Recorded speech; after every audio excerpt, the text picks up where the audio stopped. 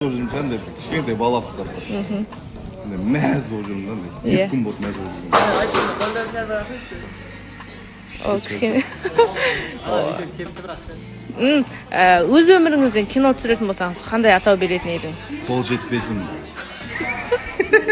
Оның мағынасы да енді түсінікті шығар, иә? Иә, сонша бір жыл жүгіріп әрең жеттім деген кино түсіретін. Сондай екен.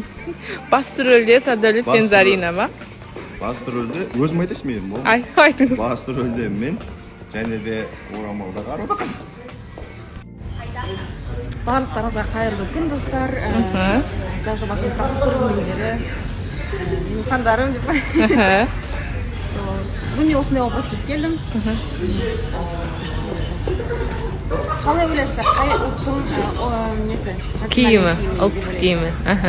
Сосын бірдеңе айта салайыншы, бағана соңғы салған рилсыма давайте поддержка беріңіздерші, не деген просмотр? 16 000 просмотрда, бірақ лайк 500-ден аспаған. Ұят қой, достар, мен историямды мысалға 20 000 адам көреді, 25 000, 40 000 адам көреді, бұл сонда да бір жүрек ауыраттандай бір түрлі болып. Давайте маған деген қолдауларыңызды білдіріп қойыңыздаршы, мен де бір мәз болып қалайын. Айтыңыздар комментарийге.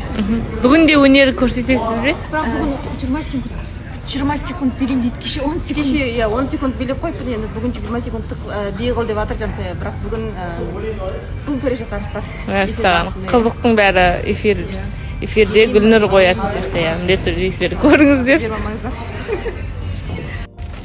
Так, күні кеше Димаш не істеп жүрмін, жалпы не істеп жүрмін деген опрос қалдырдым. Көптеген адам сол не істеп жүрген қызық па деген кезде я деген жауаптар болыпты. Соған жауап берейін. Мен жалпы тамадалық болсын, әншілік болсын, қызметтен бөлек организаторлық қызметім бар, қасиетім бар. Соған жаңа жыл кештеріне дайындық болып жатыр бізде. Ресторандарға, корпоративтерге шоу программа ұйымдастырамын. Соның тірліктерімен жүрмін, және де өзім Дед Мороз Снегурочка